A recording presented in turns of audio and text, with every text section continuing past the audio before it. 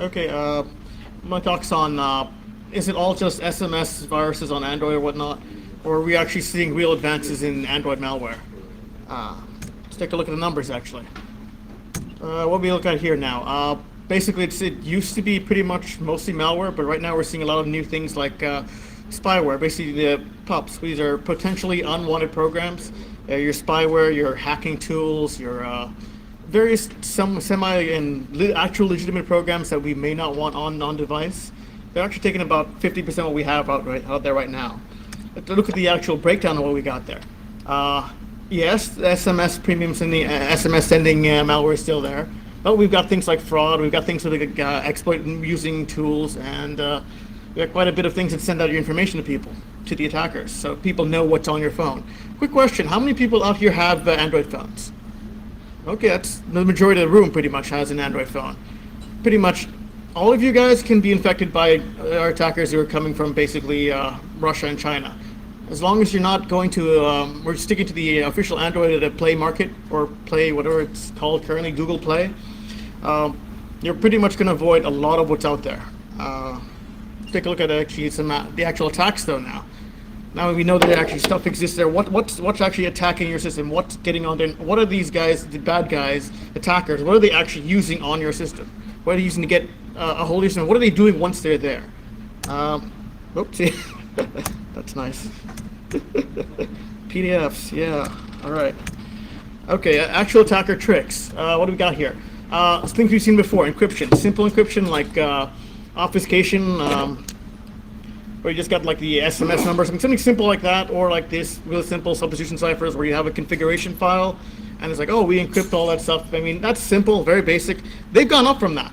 They're really doing a lot more of this, basically using DES and AES to encrypt both the traffic, your command and control commands, data that's sent out, basically your personal data like your IMEI, which is your identifier for your phone, your basically your in some cases your Google what term am I looking for? Your Android account or your Google account information gets forwarded and encrypted.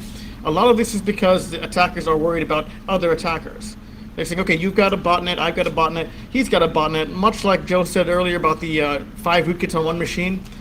If you're infected, you don't want someone else taking your information. You want to basically push them out of there, and you're going to make sure everything's encrypted going over the network and within the phone.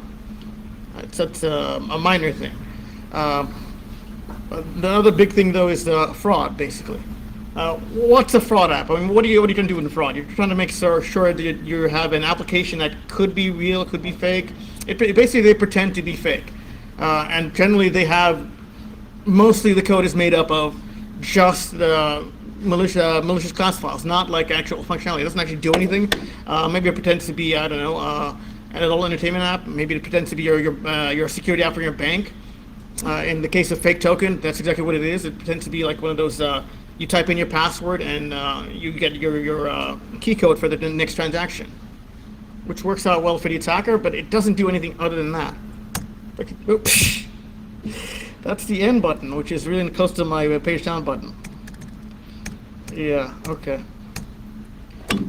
Case in point, fake token. This pretends to be a key, what do you call it, a key code thing or a key code token, one of those soft tokens, like an RSA token, where they'll give you the card with the number that changes every minute or so.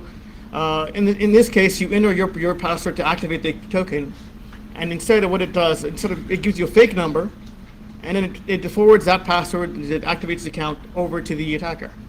Sneaky, useful, and the code's pretty straightforward. I mean, they're not doing a lot of work here. It's all in Java. It's basically just to put together an interface for you to see what's going on, and then stealing your information from there.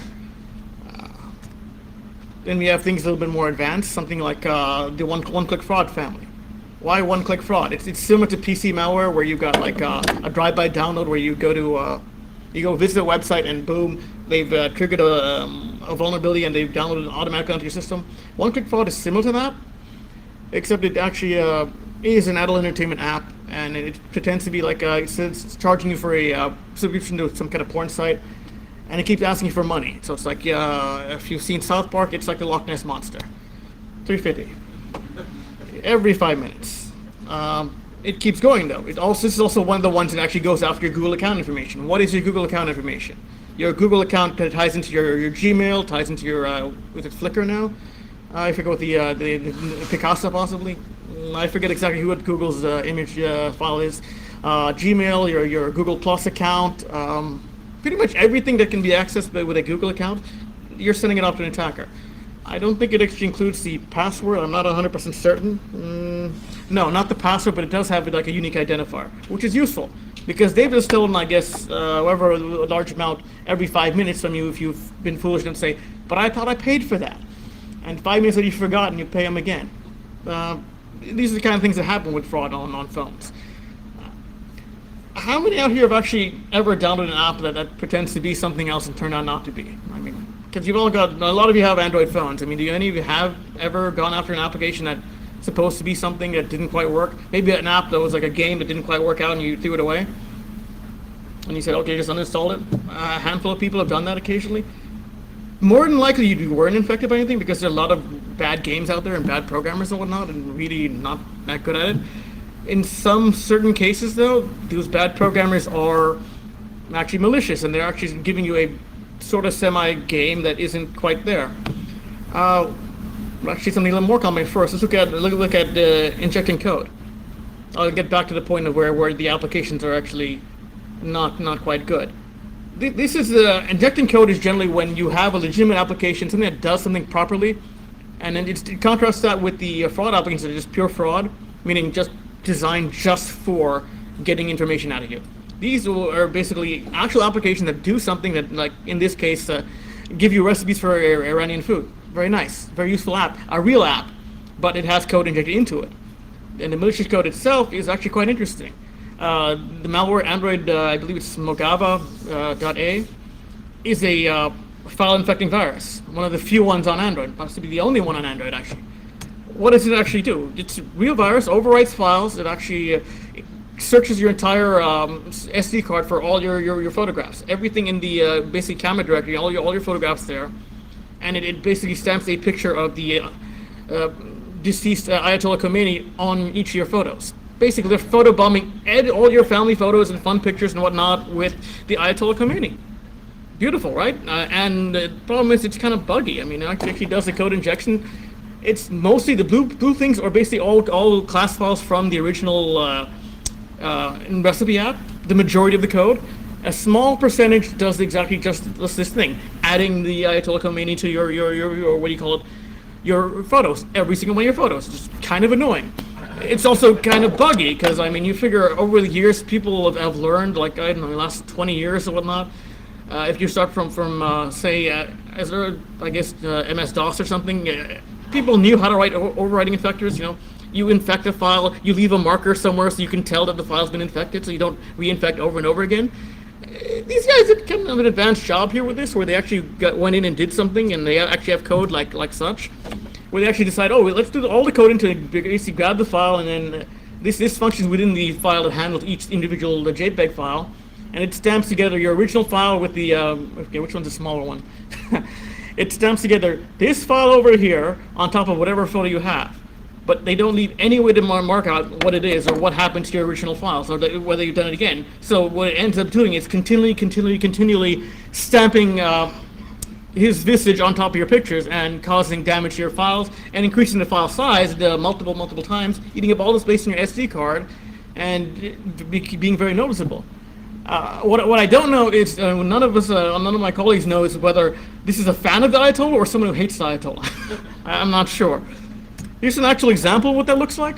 Here's the original image off of Flickr with the Creative Commons, what do you call it, the license, says that you can modify it, do whatever you like with it. So we ran it in our emulator to see what the hell happened, right? We know kind of what happens, but basically the Ayatollah photobombs Obama. And then because he didn't check the file, he still does it, and you might notice in the background it's getting lighter and lighter and lighter and whatnot. That's because this file is the first infection. This is somewhere in the third or fourth. This is fifth or sixth, somewhere further on.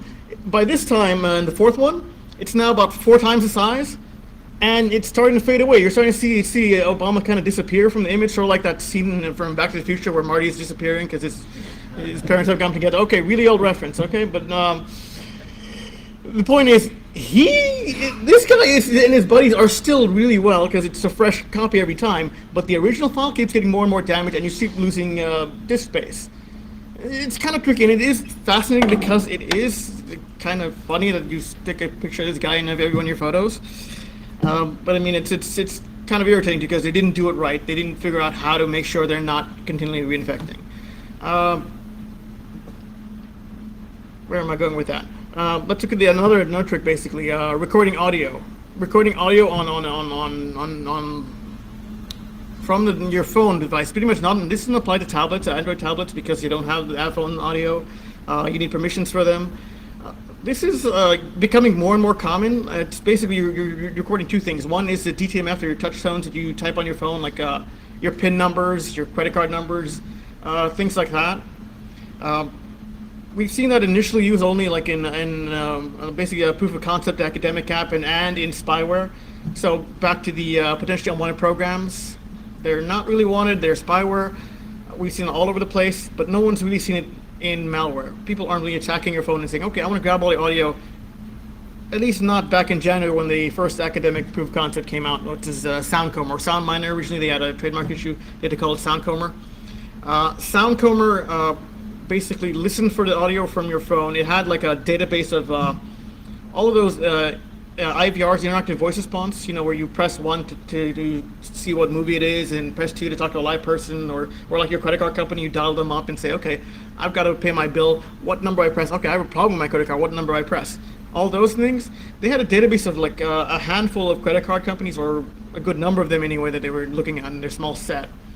And it allowed them to say, okay, we know where the IVR system is going to ask you to please say or press your credit card number in. And they just grabbed that small segment of audio, and they had basically a voice recognition or audio recognition on for your digits. Like if you have a 16-digit number for a credit card, you're speaking all of them out. It can track all those 1 through 9 digits, digits 1 through 9 in your 16 digits.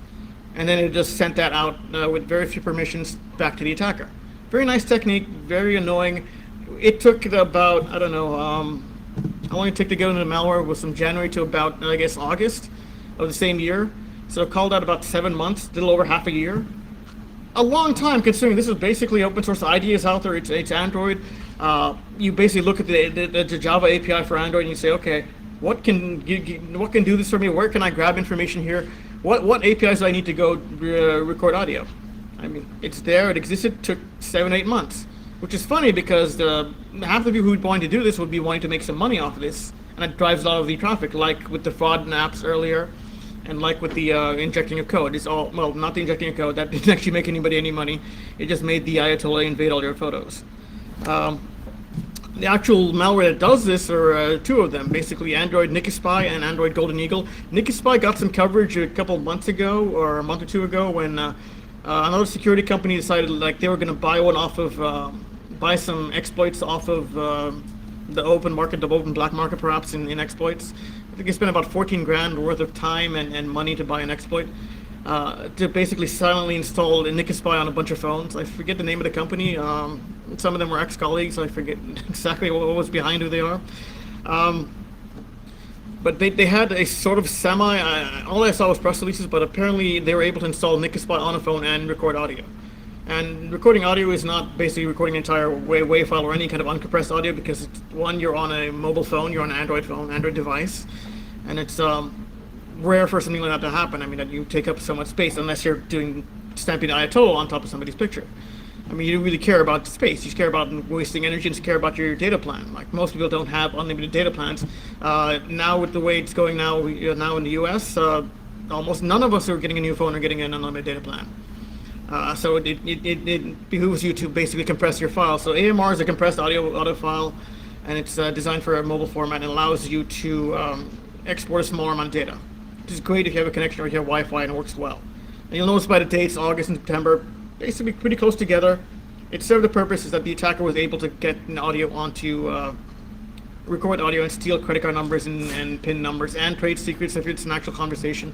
Since they were doing AMR and not actually converting it into like digits like the prudent Soundcomber does, they were able to gather more information, like I don't know, stock tips, things like that. secrets of whatever the deals and whatnot, things like that.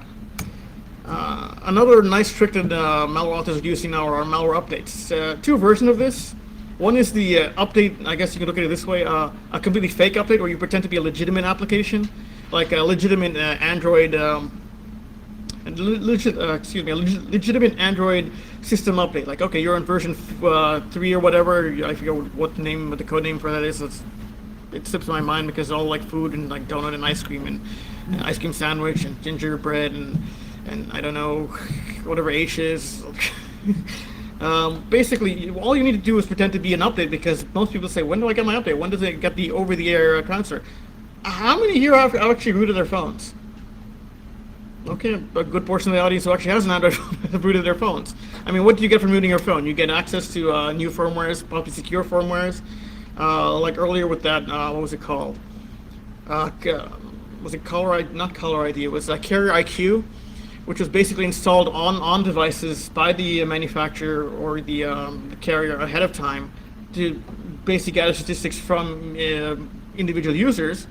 But it was very difficult to remove. It was because it was installed as a system application. You couldn't remove it from your phone unless you had root access.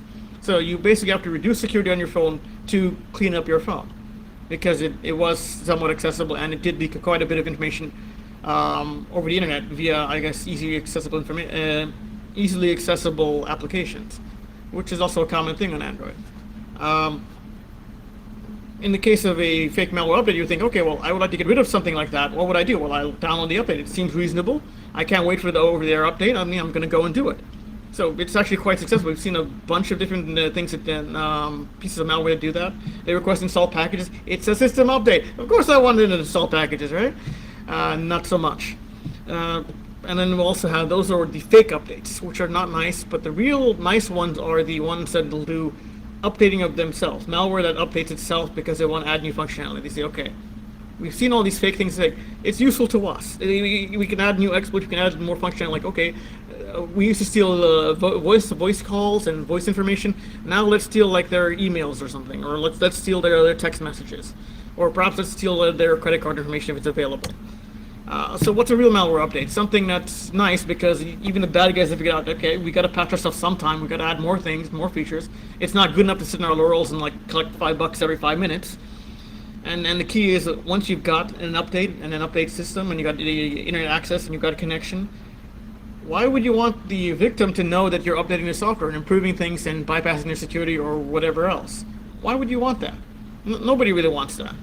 So they tend to not to be visual because they don't need permission, because they're already going to get permissions. They're going to get the install silently kind of permission, install packages, so they can do this silently. I mean, it's very tricky, a little harder to protect. But the interesting thing is that means you're already infected. That doesn't mean you're going to get silently installed by drive-by installs, which we see on the PC all the time, where, okay, you visit one website and you get hit. The closest we've seen is on an iPhone, where you have like jailbreakme.com, where you visit jailbreakme.com and they have a jailbreak exploit with another chain exploit to reduce security, to disable code citing and so forth, to get you basically a similar kind of root access on your phone, the jailbreak access to your phone, so you can access the file system, install whatever you want on it. That's a drive-by download, where you just go and click. On Android, we still don't have that. The best we have is silent installs, and once they're installed, actually, that's where they get you.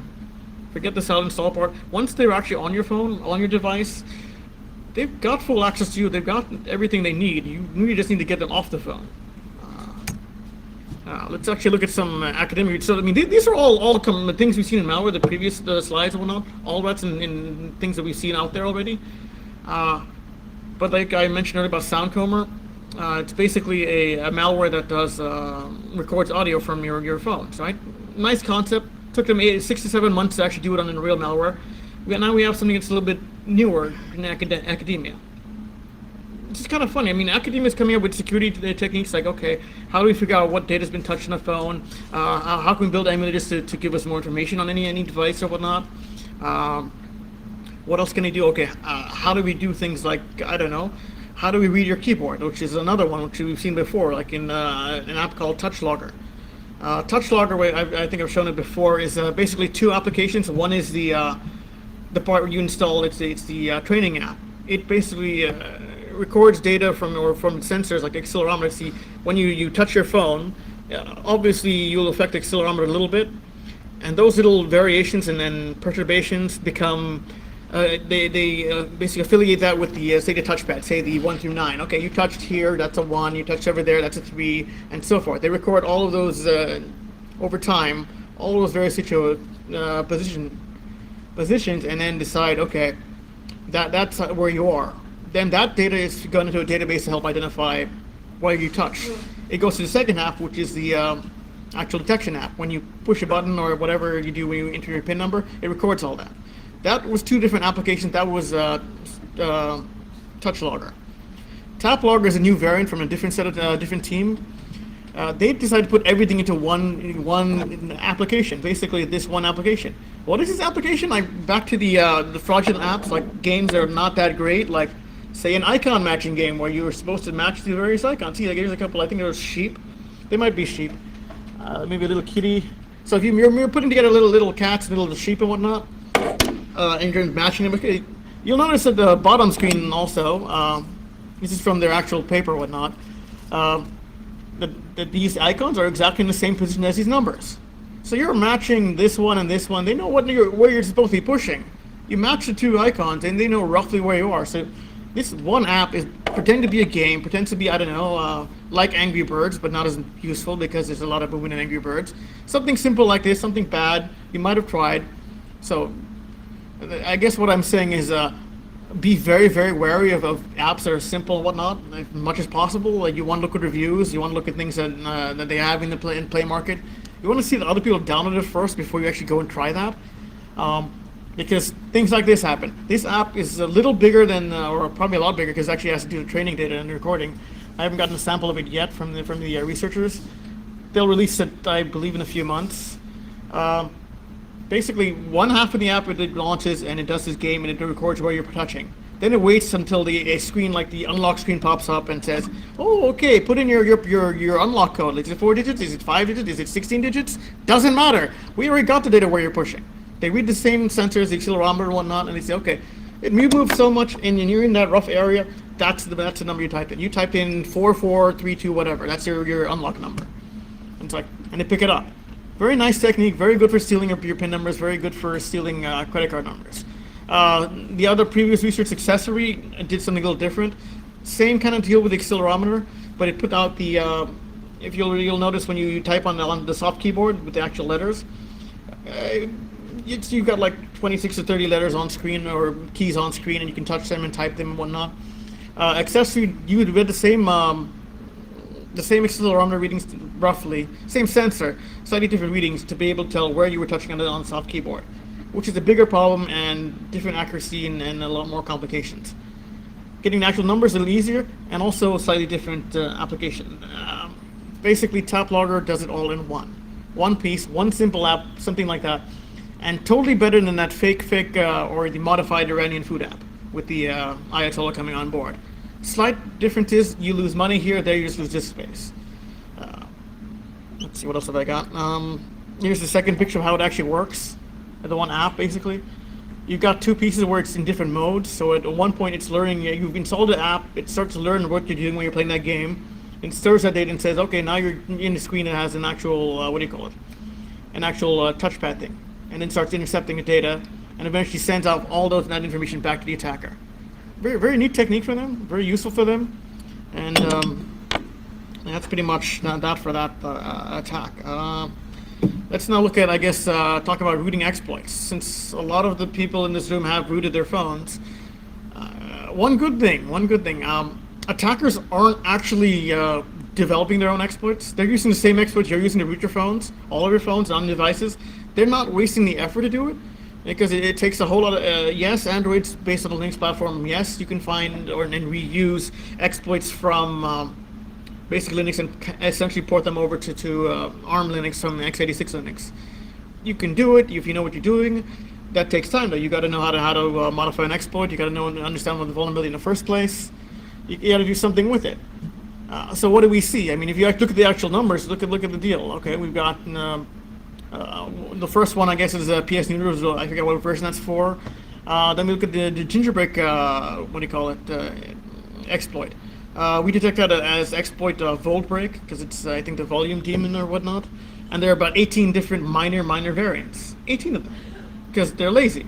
Attackers are lazy. They don't really want to waste the time, or also cheap because they don't want to spend the money to develop their own. What would be the purpose if you're only going to use it to make pick up money here and there? Same thing with exploit, which actually has like 26 different variants. This was like I think a UDEV exploit, and there were like 26 minor variants. That's a whole lot of things. I think the only thing they changed was maybe the repacking of it, repackaging of the exploit itself. It might actually be the exact same exploit. I forget the exact details on that. And then Rage Against the Cage, which I forget what version that was for also.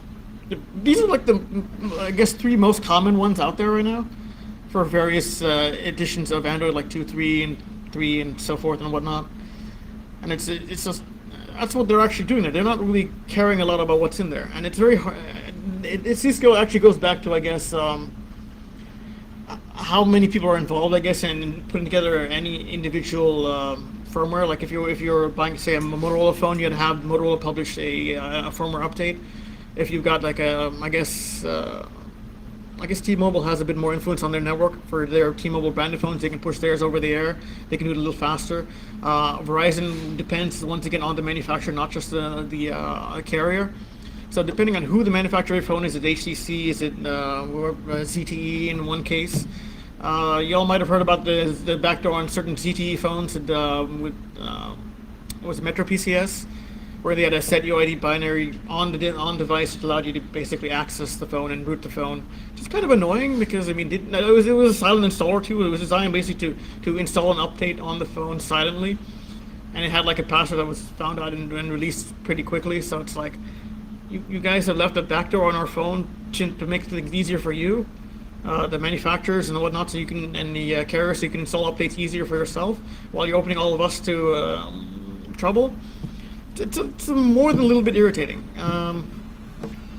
Anyway, once again, for the same reason, I guess, why are we rooting our phones? To get rid of some of this bloatware, to get rid of some of these binaries are putting us at more risk. And that's also kind of why the bad guys are doing it. They also want to get rid of that things like security software and things that are installed previously. Like if your carrier says, okay, we're going to send your phone with pre-installed antivirus software. What do you do then? If you're a bad guy, you root the phone and you remove that and you delete it off the system partition and say bye-bye. It goes away. And they get after you. Then they can read your phone, read your message, read your information, gather your IMEI, things like that. I mean, this doesn't mean though that you're in any real danger from rooting your phone any more than anything else, because basically an Android phone and an Android OS is very, very open, like the PC before it with MS-DOS and other versions of DOS, where it was a very open platform. And yes, there was a lot of information available for it to program it and whatnot. And yes, there was a lot of malware out there. But compared to the actual legitimate software out there, like on the PC, malware was still a very, very small percentage. It was like maybe a couple percent here and there. I mean, it's gotten larger on Windows because, once again, there is more money. Windows is like pretty much the 800-pound gorilla. It has the largest. Okay, that's not necessary. It's the 800-pound gorilla, so it has the most coverage and whatnot. So it's also the biggest target because it's almost everywhere. That's what you go after. As Android gets bigger and as it hits more platforms, as it hits laptops and tablets, a lot of tablets, a lot of mobile phones, it becomes more and more of a threat. And it's like, I don't know where we're going. Yeah, so basically, as Android gets more and more of a established platform, or even other smartphone platforms become established, whichever gets the largest, market share, becomes the largest target, and people will continue to go as the money will keep coming in for stealing money from people, stealing account information from people, stealing access to data, whatnot. I think somebody mentioned to me earlier. What was it? People are using mobile devices as basically tiny botnets for computing power. Like if you were doing like the baby version or the younger cousin version of stealing somebody's GPU to mine bitcoins. Not as much power available on mobile phones. I mean, because they tend to be more expensive. I mean, you can get an Android phone relatively cheaply. But if you want something like with a quad core, something on top of the line, it's going to cost you a whole bunch of money up front. So less likely to be, say, I don't know, in China or whatnot, where we've seen most of the attacks coming out for monetary reasons. These would be basically your, what do you call it? Steal a little from a lot of people, pretty much. You get infect a million users and you steal like $1 from each of them. You've got $1,000,000. Steal from 500,000, you're doing more. You just have to work harder. And in the case of, I guess, China, you're dealing with a lot more people, a lot more of a market. In the case of America, where we also have a lot of Android phones and tablets and whatnot, it depends because we have so many other markets. In other countries where you have you can get a localized market, meaning a market that has applications that are localized in your language, your native tongue, you're more likely to go after them than you are in America, where we have basically the Play market or the one that's provided by your local carrier, like say your Verizon market or something. You're less likely to go outside of the what they call wall garden to go after individual applications, unless you're looking at, I don't know, you've basically booted your phone and said, okay, I'm done with going just in one place, or I want to try something new. It's rare, so it's less likely to come after you for that, or be able to get to you in general. And also, as long as you stick with the applications that have good reviews and tend to be downloaded by a lot of people, that tends to provide you coverage. But and also, if you've heard of Google's Bouncer software, that's they're basically monitor for the Android market, for submissions to the Android market. I haven't gotten to see any real details on it except for what's out there, and it looks like basically they scan the applications, they look for permissions perhaps that are out of place, they look for code like antivirus, or they look for code that's bad already. They look for things that could be trouble. It's slightly better than what Apple is doing with their side, but Apple has more system protections in place. In the case of Bounce, I believe there's a talk coming up at Black Hat regarding a application that's currently in the Google Play market that is doing some suspicious activity, that is stealing information or leaking information out, and it's put out there by a researcher. So not like Charlie Mills, where he put his own account there and whatnot and his own name, but it's something similar to that, where it's a legitimate looking app, maybe like the Icon Playing app, maybe something else. I'm not sure what it is yet. We'll all find out in sometime in July. You know, the late July, we'll all find out when they actually announce publicly what it is. But basically, they can still be bypassed, though there is security, and you're always still going to be better off going after things that have good reputations. Let's actually look at another kind of attack. It's actually one of the more complicated attacks out there that we've seen on the PC side.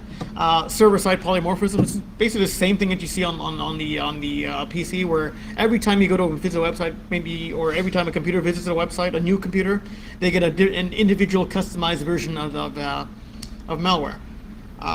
In this case, it would be basically modifying slightly a text file so that it breaks any simple antivirus signature.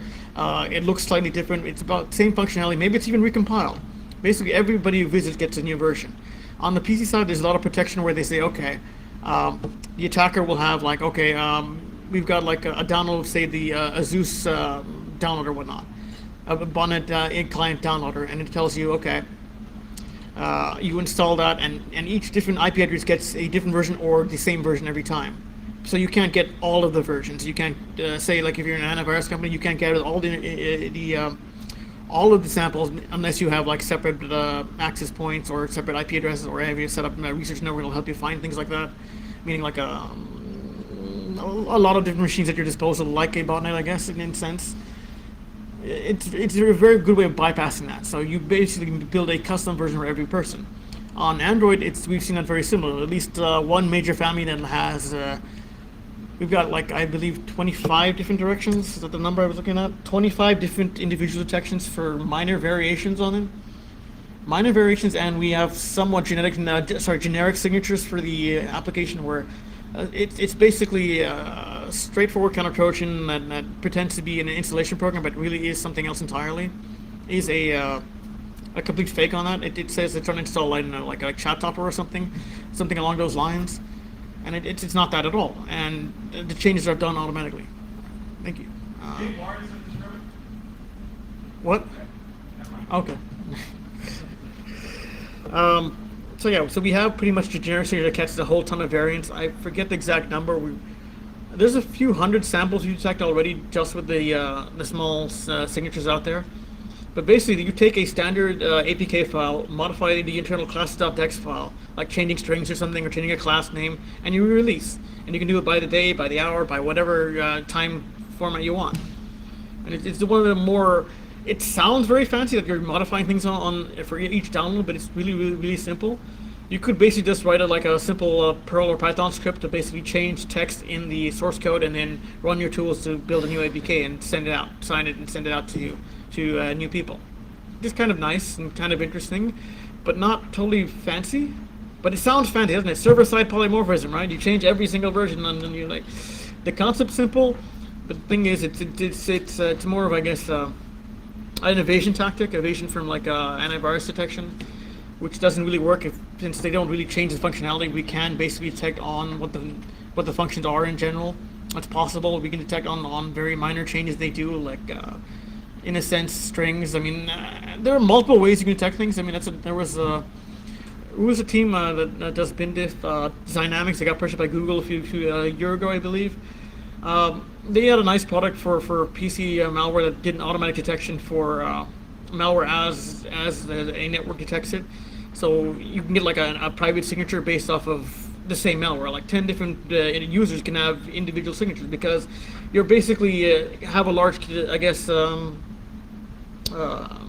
it's a term, key space, not exactly. You have a large space to basically detect on, and specific things you can find on your own. So it's possible to do with that. So it's a nice concept that we're seeing it now in Android malware, where people are actually trying to evade detection. I mean, we've seen where they attack, they uninstall antivirus, they uninstall other things. I mean, they go after security software and say, okay, we're going to take you guys out first. In this case, they're trying to do like what Joe mentioned, where basically you just modify your binary and send it back out to people, and you have maybe a week or two to avoid it.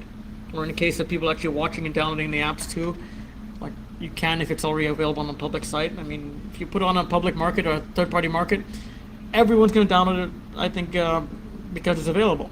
And of course, AV is going to download it. So your window of, I guess, what's the term I'm looking for? Not, sorry? Opportunity. Okay, your opportunity window is closing slower and slower. I mean, the vulnerability is still, I guess, the person, because you were downloading an app that you think is good, but it's not. I believe they like to use a lot of popular game names like Cut the Rope, or I guess Angry Birds. So things like that. I mean, if you're getting a popular application from something that's not the actual market, the actual play market or whatnot, you're better off not touching it. I mean, if it's not like an Amazon market or something else, then don't go out for it, avoid it entirely. And I think I gotta have some acknowledgments for the Ziju, Quanbai, and then Centron Drew for all the background on TapLogger, which is that app that does the detection and recording of things. Does anyone have any questions on any of these tricks or in malware or Android malware or anything in general? Because since a lot of you have Android phones, do you all feel secure in general? How many people actually feel secure? I just want to know on hand. Really, really secure. Because you've basically vetted all of the source code on your phone, and you know exactly what's on there. You download an app and you actually tear it apart and look at it. No, well, one or two of you, that's actually pretty good. People are actually three. Okay. Do you think we're going to get more automated analysis stuff? I mean, right now, yes. Like Smiley, Box Smiley, Dex to Jar. Yeah. Okay. So, the question is, are we going to get more automated analysis tools? You mentioned you mentioned individual tools like Backsmolly and Dex. Have you seen Taintdroid? I believe that's the it basically is a VM that's instrumented, so it'll tell you all of your various API calls that are called. So if you try to send SMS, it'll pop the SMS, it'll pop up the data sent, and you'll be able to see what it does there. There are things like that. It's actually included in the HoneyNet project's of ARE, Android Reverse Engineering VM. It's about 9 gigabytes uncompressed, and it's constantly updated. There's actually it starts out of that's a good seed. A VM, the ARE. It's if you Google HoneyNet and ARE VM, you should find the Android reversing environment, and it also has a Google Code project where you can just update the code as they fix things in the VM, and so you always have the updated samples. Basically, automated analysis is actually being done by a number of different people at the moment. I think a lot of antivirus companies are trying to add automation because it's a pain in the butt to deal with thousands of samples or things like the server-side polymorphism. Because there are a lot of similar samples, we don't want to waste a lot of time looking at every single one.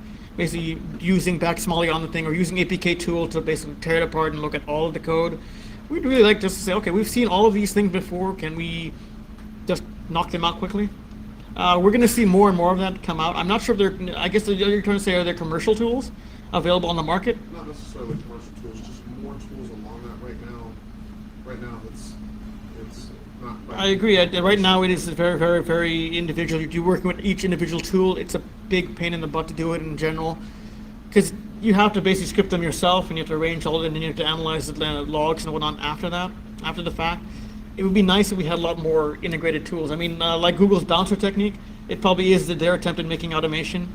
A number of them, other antivirus companies are trying to do automation in general to handle the glut of samples coming in, because it's very easy to make an Android Trojan and very easy to make Android malware.